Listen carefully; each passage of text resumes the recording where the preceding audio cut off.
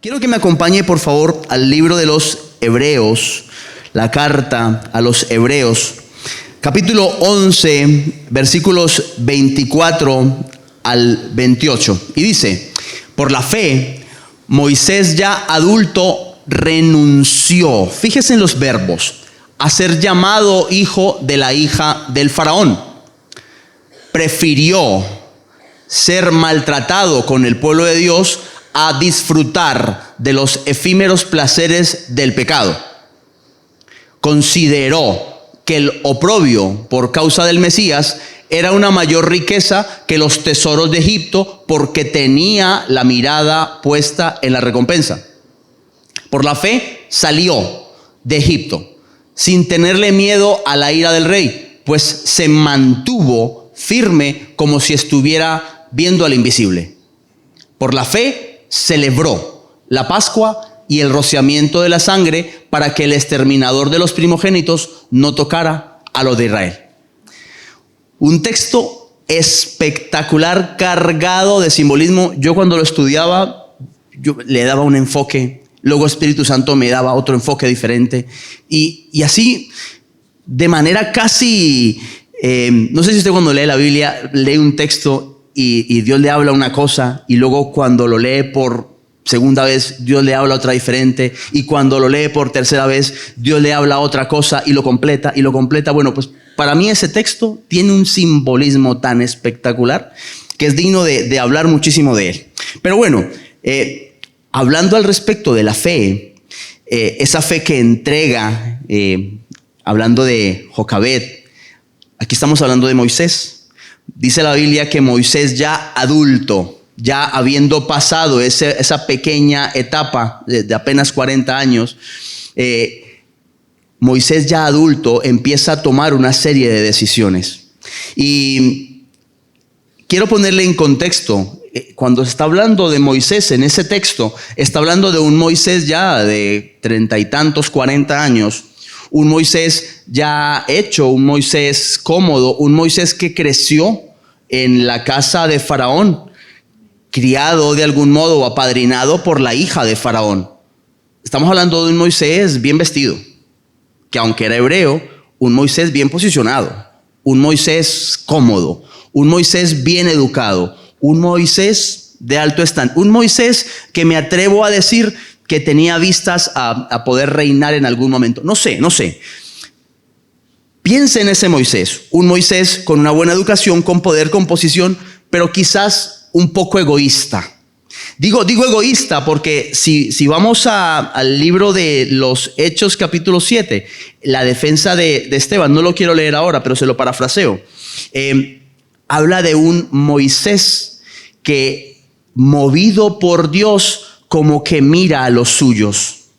Digo que si Moisés estaba en medio de Egipto y Moisés estaba en la posición en la que estaba, en algún momento él mira a sus hermanos hebreos y ve lo que les está ocurriendo. La Biblia detalla cómo Egipto endurece el trabajo sobre los hebreos. Recuerde que los hebreos llegan a Egipto a través de José, el soñador. José muere, y cuando José muere, aquello va en decadencia, y entonces todo el escenario bonito que había dejado José parece que se desvanece. Y entonces Egipto empieza a endurecer el trabajo sobre los hebreos, que en este caso eran trabajadores, y empieza una esclavitud tremenda, y el pueblo hebreo empieza a sufrir. Cuando el pueblo hebreo empieza a sufrir, parece ser que el clamor de los hebreos sube al cielo y Dios toca el corazón de Moisés. Y entonces Moisés de repente se gira y dice, me lo imagino yo. Ostras, yo no me había dado cuenta. Esta gente está sufriendo. Qué dolor, No sé cómo se sentía Moisés, pero dice la Biblia que inclinó Dios un poco el corazón de Moisés hacia sus hermanos, los hebreos. 40 años estamos hablando, 40 años. En medio de todo este proceso, nadie habla de la mamá de Moisés. Recuerde que fue la mamá de Moisés la que preparó ese plan y yo digo gobernada, dirigida por Espíritu Santo, lo mete en la canastita y lo lleva hacia allá porque sabía que había propósito en él. Recuerde que la mamá de Moisés era levita, una señora temerosa de Dios. Yo me pregunto, o preguntémonos juntos, mejor dicho, ¿qué le podía decir la mamá de Moisés durante esos 40 años? ¿Cuáles deberían ser las ilustraciones de la mamá de Moisés a Moisés al respecto de su propósito? Recuerde que esa señora sabía que había un propósito en él. Recuerde que esa señora conoció de primera mano el plan diabólico para destruir a Moisés y se interpuso con uñas y dientes y preparó un plan perfecto para que Moisés de algún modo pudiera ser el que más adelante algo hiciera Dios en él y con él. Entonces, yo como padre me encuentro en la obligación, sinceramente, no sé qué le ocurrirá a usted, pero yo como padre me encuentro en la obligación de tener que dirigir a mis hijos, de tener que ser la voz de la conciencia para mis hijos, de tener que decirles, cuidado. Tú naciste con un propósito divino. No se te ocurra pensar que estás aquí por fruto del azar. No se te ocurra pensar que estás aquí sencillamente porque sí. Me hago entender. Qué responsabilidad la nuestra como padres, y ya no solamente como padres naturales, sino como padres espirituales, de poderle recordar a la gente que está a nuestro cargo o a la gente que de algún modo nosotros ayudarles a recordar que el propósito de la vida no es estar cómodo, no es estar en palacio, no es estar bien vestido, que a veces viene como resultado de, yo no digo que no, pero no es nuestro propósito de vida. Nuestro propósito de vida tiene que ver con ayudar, con ser útil. Usted es un brazo de Dios. ¿Sabía eso? Dígale que está a su lado. Tú eres un brazo de Dios. Y así es. Entonces, cuando vemos el texto, mira lo que dice el versículo 24. Por la fe Moisés, ya adulto, renuncia a ser llamado hijo de la hija de Faraón.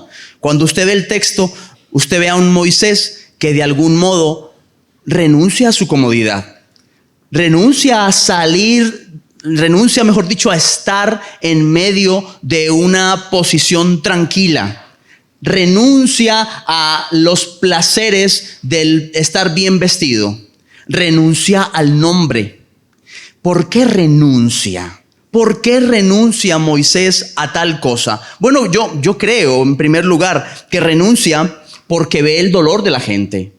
Renuncia porque se da cuenta que desde allí dentro no puede hacer quizá mucho.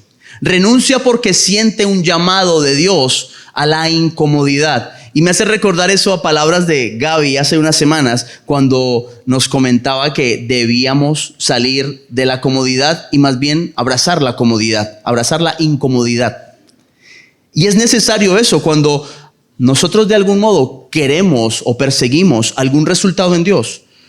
No está en la comodidad.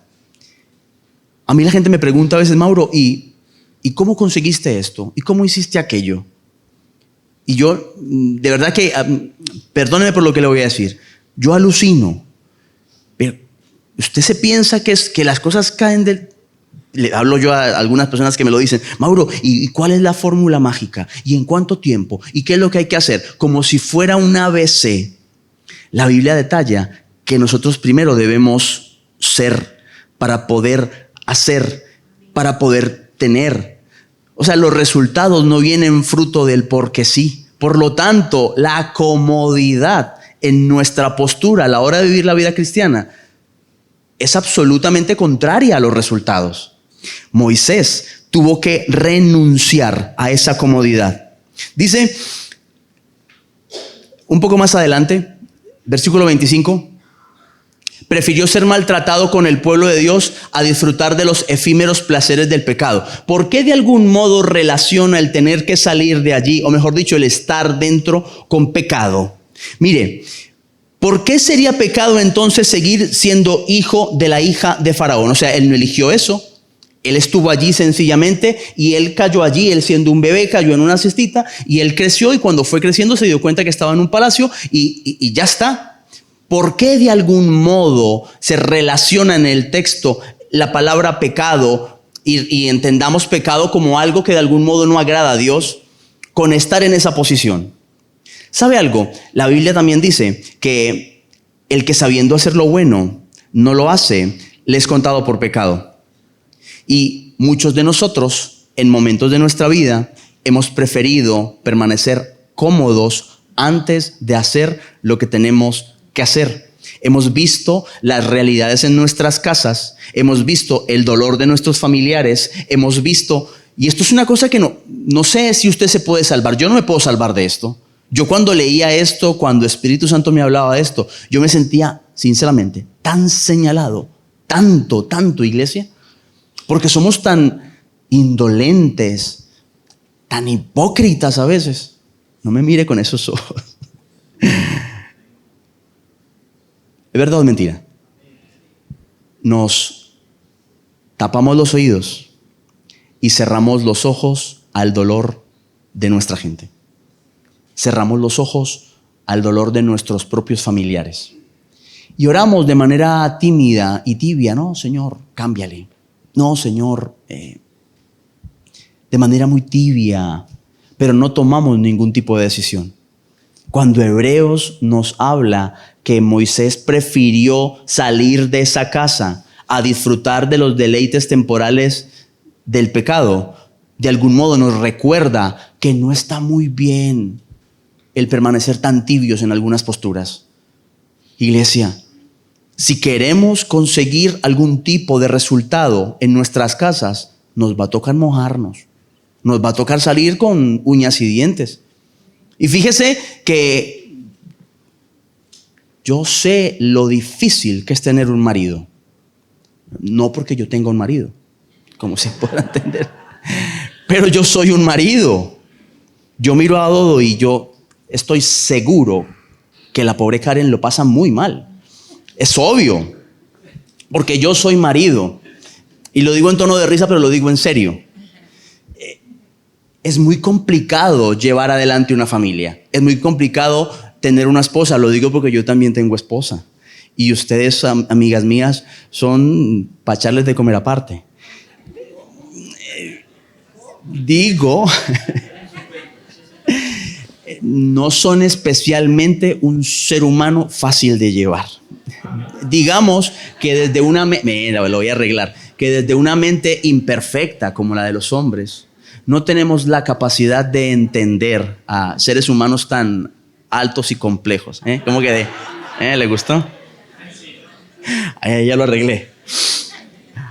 Amigos, no es fácil tomar decisiones y encontrar resultados.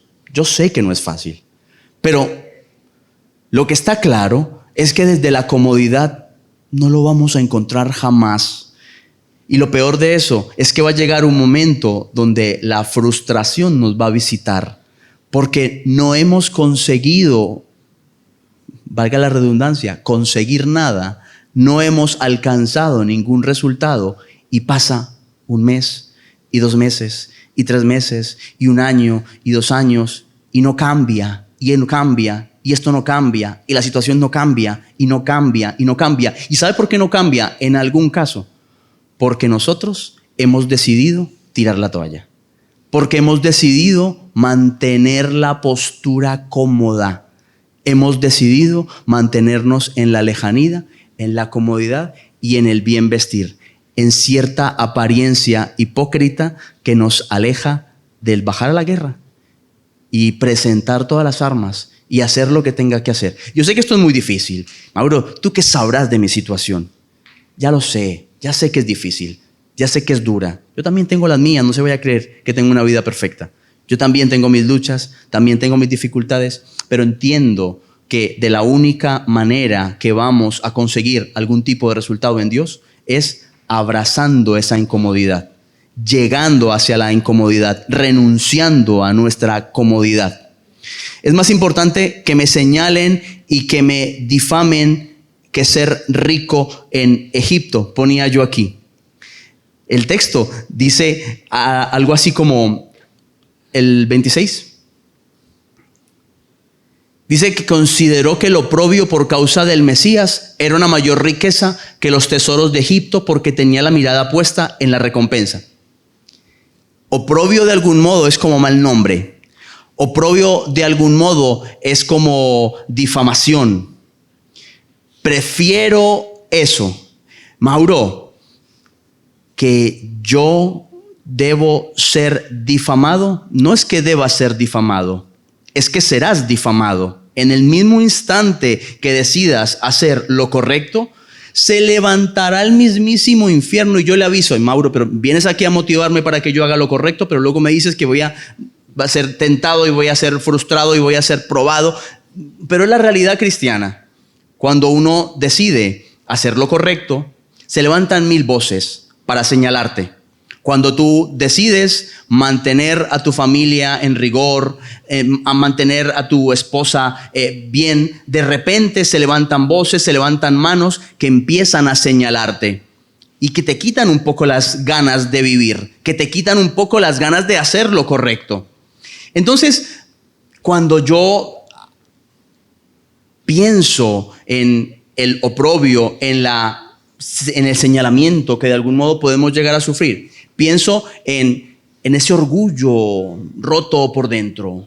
Pienso en esos argumentos que nos hacen de algún modo pensar que no es lo correcto. Pienso en un hombre molido por dentro. Pienso en una mujer molida por dentro. Pienso en la necesidad de ese padecimiento y son temas que no nos gusta escuchar. No nos gusta hablar de eso, no nos gusta que nos hablen de eso, pero cuán necesario es que nosotros nos molamos un poco por dentro, que, insisto, abracemos una incomodidad que nos lleva a tomar unas ciertas decisiones. Decisiones como, mire el versículo 26, considere que el oprobio por causa del Mesías es una mayor riqueza que los tesoros de Egipto, porque tiene puesta la mirada en la recompensa. ¿Está mal acaso esa recompensa? ¿Está mal acaso pensar en lo que va a ocurrir después? A veces yo escucho personas que cuando les hablamos de recompensa, mírenlo como lo dicen en Reina Valera 60. Y ahora me va a entender.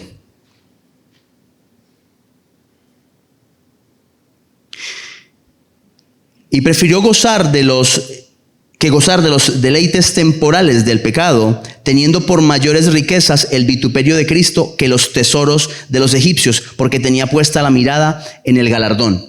Cuando yo pienso en galardón, probablemente rápidamente llevamos un poco la mente hacia el galardón, a mi corona. Llevamos rápidamente la mente hacia la vida eterna y llevamos la mente a temas como muy espirituales. Pero galardón aquí en el original habla de premio y no necesariamente habla de un premio que es allí en la vida eterna, que también habla de un premio aquí, habla de una recompensa aquí, habla de la necesidad de que nosotros entendamos que cuando vemos de cerca o de lejos el resultado, el premio, la consecuencia, lo que va a ocurrir, eso nos va a mantener motivados. Tener puesta la mirada en el galardón es del todo muy sabio. Yo pienso dentro de mí, tengo un esposo nefasto y terrible. Tengo un esposo que no me ama como yo quisiera. Tengo un esposo que quizás es como se lo quiera imaginar. No quiero poner ejemplos por si acaso caigo y no quiero. No voy a pensar que estoy hablando de alguien. Pero si yo me paro a mirar la posibilidad de que ese hombre cambie, y imagíneselo diferente, imagíneselo sabio, imagíneselo amoroso. Pare por un momento, imagine a su esposa con una actitud completamente distinta a la que tiene hoy. No quisiera poner ejemplos. Imagínese a su hijo diferente. ¿No es suficiente premio eso para usted? tener puesta la mirada en el galardón, tener puesta la mirada en el resultado, tener puesta la mirada en el premio no está mal. Y no está bien demonizar eso. No está bien pensar que nosotros no debiéramos anhelar ese galardón. Para mí un galardón muy grande es ver corazones cambiados. Para mí un galardón muy grande es el poder estar haciendo una labor delante de las personas y que esa labor genere un resultado a favor de ellas. Para mí un galardón muy grande es ver a Dios haciendo maravillas a través de mi vida. Para los que están de algún modo aquí, que no están desarrollando una labor dentro de la iglesia, que Dios lleva hablándoles mes tras mes, año tras año, quizás qué triste. Trabaja a favor de alguien. Abre un grupo vida. ¿Por qué no predicas? ¿Por qué no le hablas a tu vecino? Una y otra vez. Y nosotros escondiéndonos. ¿Sabe algo? Tomar decisiones me lleva a la realidad de tener que abandonar esa comodidad y tener que tomar algunas decisiones que me empujan hacia las personas, necesariamente. ¿Sabe una cosa, iglesia? Es imposible que podamos vivir una vida cristiana sin tomar decisiones. Es imposible que podamos encontrar una respuesta en nuestra casa sin dar ciertos pasos. Está bien que me duela. Está bien que esté convencido de que tengo que hacer alguna cosa. Está bien que yo quiera salir de mi comodidad. Pero si no hago ciertas cosas, si no doy ciertos pasos en determinadas direcciones, será muy complicado que lo podamos conseguir. Pasos como, ¿y si le hablas a tu vecino al lado? ¿Y si decides plantarte en medio de una discusión con tu mujer? ¿Y si decides amar a tus hijos de una manera diferente? ¿Y si decides romper en pedacitos el orgullo que no te deja avanzar? ¿Y si decides pararte por un momento y reflexionar en tu realidad interna, la verdadera, la que usted y yo iba a decir, la que usted y Dios conocen? Esa realidad en la que usted piensa cuando se va a la cama y cierra los ojos, la que solamente usted conoce. Esa cuestión interna que no le permite avanzar. Esa cuestión que usted sabe que es el motivo por el cual hay la mayor de dificultades en su vida. Y si piensa en eso de una manera intencional y decide hacer cosas. Y si toma la sartén por el mango y cava dentro de usted lo que tenga que cavar para enterrar esa realidad, o la desentierra para matarla y machacarla de por vida. Familia, no podemos avanzar, no podemos llegar a ningún lugar, no podemos conseguir ningún resultado si no decidimos hacer cosas. Fe, de algún modo, es acción. Mira, el apóstol Santiago dice, muéstrame tu fe por tus obras, sin tus obras, que yo te voy a mostrar mi fe por mis obras. Ahí en el original habla de acciones. Cuando relacionamos obras, parece que nos lleva a obras de caridad y no es así. Son acciones. Muéstrame tu fe. O sea, atrévete, decía el apóstol Santiago, atrévete a mostrarme tu fe sin tus acciones. A ver, demuéstrame, ¿qué es lo que tú dices que crees? Dice Santiago, yo te voy a mostrar mi fe por mis acciones. Son mis actos, son mis hechos, son lo que yo realmente decido hacer, lo que de algún modo muestra mi fe. Mi fe debe estar fundamentada en acciones, en cosas que yo hago.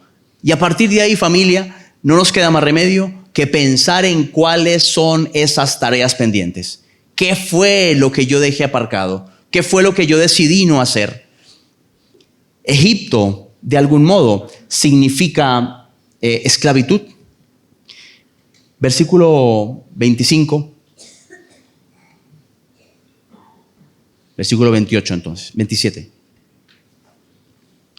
Por la fe salió de Egipto sin tenerle miedo a la ira del rey, pues se mantuvo firme como si estuviera viendo al invisible. Egipto significa esclavitud, ¿verdad? Egipto significa un lugar donde yo estoy siendo tratado de una manera mal. En el caso de Moisés, significa un lugar de comodidad. Pero esa comodidad obliga a los que están a mi alrededor a estar en una situación delicada y complicada. Mauro, tú me estás haciendo a mí un poco responsable de la esclavitud de las personas que están a mi alrededor. Un poco sí. Y perdóneme por hacer eso. Pero créame que cuando yo lanzo una declaración como esta, también la lanzo para mí. Y yo no sé si está de acuerdo conmigo o no. No estoy queriendo decir que su familia no es salva porque usted no hace lo correcto. No estoy diciendo eso. Estoy diciendo que probablemente nuestras casas estarían mejor si nosotros saliéramos de nuestra comodidad. ¿Está de acuerdo conmigo? Perdóneme por tocar ese tema tan delicado. Y perdóneme por hacerlo de este modo. Pero estoy convencido de que mi casa, la mía, estaría mejor si yo fuera un poquito más incómodo. Estoy convencido de que mi mujer estaría mejor si yo me portara de una manera más incómoda. Estoy convencido de que mis hijos serían mejores hijos si yo hubiera salido de mi comodidad. Egipto significa esclavitud. Y en esa esclavitud probablemente estemos viviendo nosotros por causa de nosotros mismos. Salir de Egipto significa salir de esclavitud. Cuando sales a hacer lo correcto, cuando sales a ayudar a otros, a servir a otros, a nuestra propia familia, sales de una pseudo esclavitud y abres la puerta para que los tuyos también salgan de esa esclavitud. Mis hijos continuamente me hablan y ahora que están en jóvenes más todavía, de cuál es el propósito por el cual ellos nacieron. Y Manuela me pregunta que ella para qué, que para qué ella está aquí en la tierra. Y imagínense, tiene apenas 12 años y ella se pregunta ese tipo de cosas. Y yo estoy en la obligación de empujarles a que vean de algún modo la realidad de Dios. Yo probablemente no puedo revelarles el propósito por el cual ellos fueron creados. Yo sí escuché las palabras proféticas. Yo estaba ahí cuando ella fue marcada con una palabra de Dios. Y a Gabriela igual, y al pequeño igual. Pero yo no tengo la capacidad para poderles meter en la mente lo que yo escuché de parte de Dios.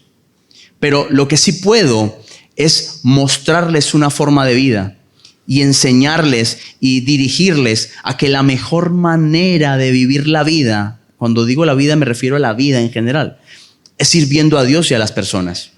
Cuando ella entiende y cuando ella ve y cuando ella gusta y cuando ella se da cuenta de que hizo algo por una amiguita suya, bien, le cuento una rápida. Está ahora en primero de la ESO y le estaba costando adaptarse y le estaba costando alguna asignatura como matemáticas. Ella es más de letras, ella tiene unas habilidades brutales, pero los números pues no se le dan muy bien, todo lo contrario que a mí. Yo soy bastante bruto para otras cosas y los números se me dan muy bien. Y entonces mi hija Manuela hemos tenido que buscar 1000 maneras para que ella se nivele con el tema de las matemáticas y tiene una amiguita dentro del colegio que le pasa exactamente lo mismo. Y entonces ella, en ese afán de querer ayudarla, se ha buscado una manera para que cuando ella venga a clase de matemáticas, también venga su amiguita. Y entonces la invita a comer y la niña como que no quiere estudiar, pero ella de algún modo medio la engaña para conseguir que se venga a estudiar. Y me parece muy bonito, porque ella solita se está dando cuenta de la posibilidad que hay en su interior, la grandeza que hay en su interior de poder ser útil a favor de otras personas. Y yo veo en ella y en mí la necesidad de poder ser útil en la mano de Dios. Si yo le preguntara a usted qué es lo mejor que le ha podido pasar, y me gustaría escucharles, ¿usted qué me diría? Venir a los pies de Cristo, me dicen por allí. Estar en las manos de Dios. Estar en las manos de Dios. ¿Quién más opina algo diferente? La salvación. ¿Qué? Amar al prójimo. ¿Qué es lo mejor que a usted le ha pasado?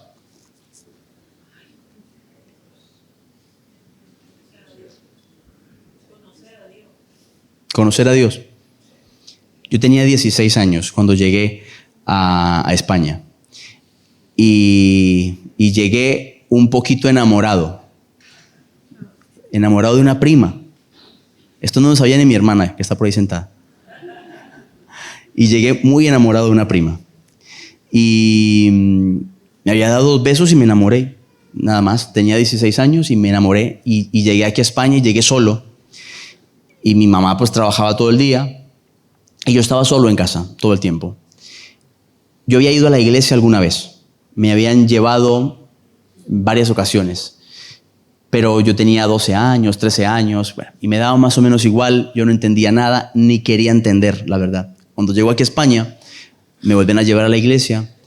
Yo ya fumaba. Yo tenía pendientes por todas partes. Tenía 3 aquí, en las cejas.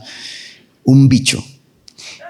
Y recuerdo que el pastor me decía una y otra vez: Mauro, ¿tú quieres aceptar a Jesús? Y yo ahí delante de todo el mundo, una iglesia pequeñita como de 40 personas, 50 personas. Y yo le decía: no quiero.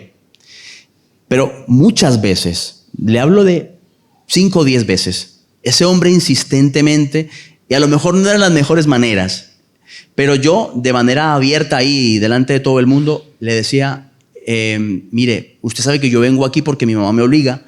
Yo no quiero aceptar a ningún Jesús. Ni entiendo lo que significa, ni quiero saber nada del asunto. Yo lo que me quiero es ir a mi casa. Y estaba amargado y triste y bastante deprimido. Y en una de esas veces, cualquier mañana, yo estaba dispuesto a cortarme las venas. 16 añitos, llevaba ya aquí como 6 meses, en una soledad imposible. Y esa mañana yo recordé las palabras de ese hombre, que de algún modo, con esas palabras yo invitaba a Jesús a que viniese a mi vida.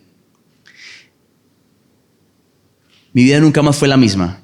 Yo recordé esas palabras y yo empecé a orar, a hablar con Dios de una manera sincera, con mis palabras, no con palabras religiosas, no con palabras rebuscadas, con mis propias palabras. Y empecé a invitar a Jesús a que viniera a mí. Eso me protegió. Eso me salvó la vida en esa mañana. Mi vida empezó a cambiar desde ese momento en adelante de una manera ilógica. Yo los deseos que tenía de fumar ya los abandoné. Empecé a vivir la vida de una manera más jocosa, más alegre. Aunque había sido muy alegre, siempre había perdido mi chispa. Algo parecido ocurrió allí. Versículo 28.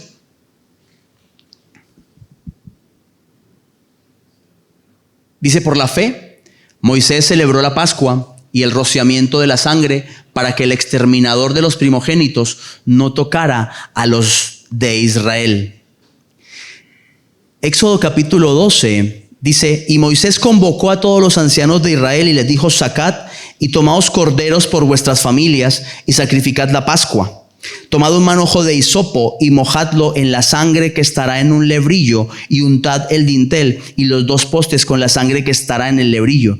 Y ninguno de vosotros salga de las puertas de su casa hasta la mañana, porque Jehová pasará hiriendo a los egipcios, y cuando vea la sangre en el dintel y en los 2 postes, pasará Jehová aquella puerta y no dejará entrar al heridor en vuestras casas para herir. En la escena de las plagas de Egipto, Faraón no queriendo dejar al pueblo de Israel.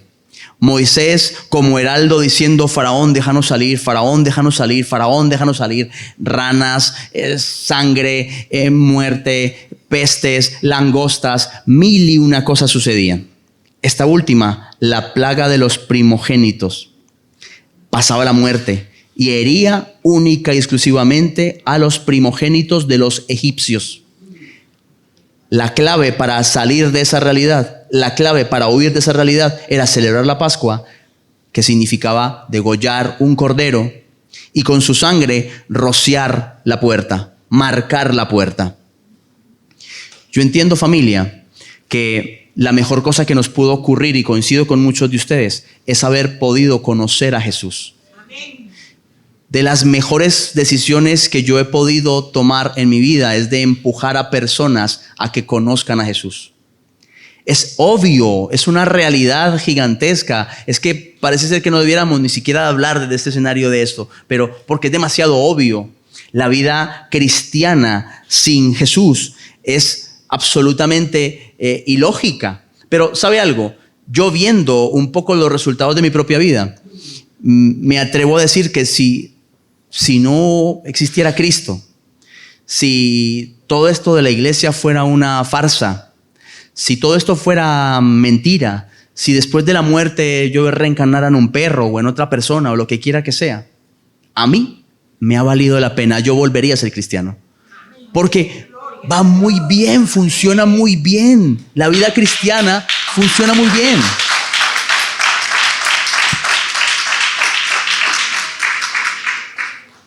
Y entonces, yo sé que le estoy hablando de una manera pausada y sosegada, pero lo estoy haciendo intencionalmente. No reflexionamos en estas realidades y no nos paramos a pensar en estas realidades porque son demasiado obvias.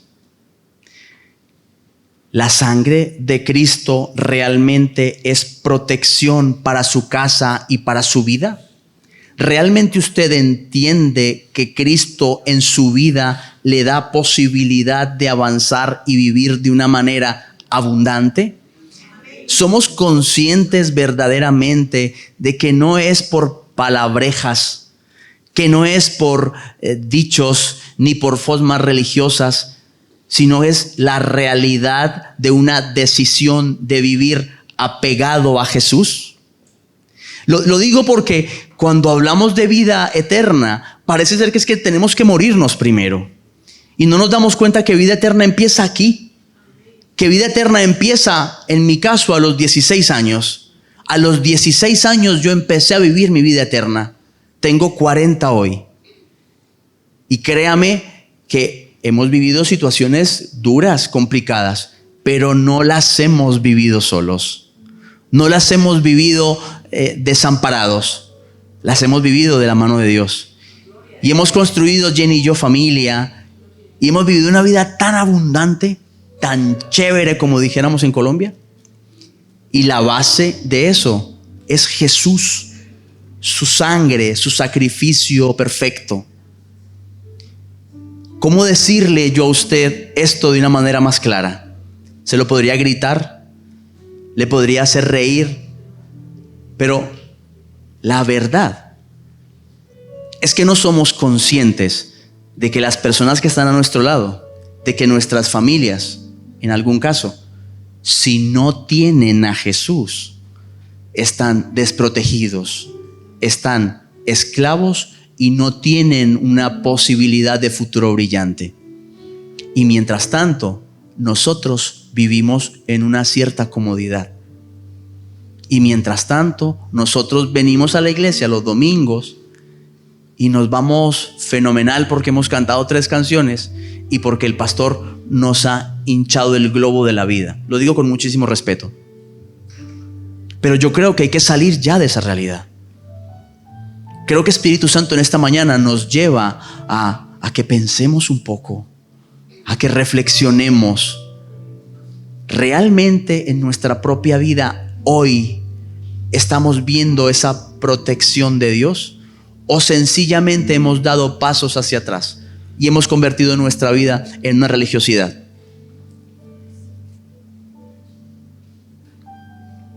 Póngase en pie, por favor.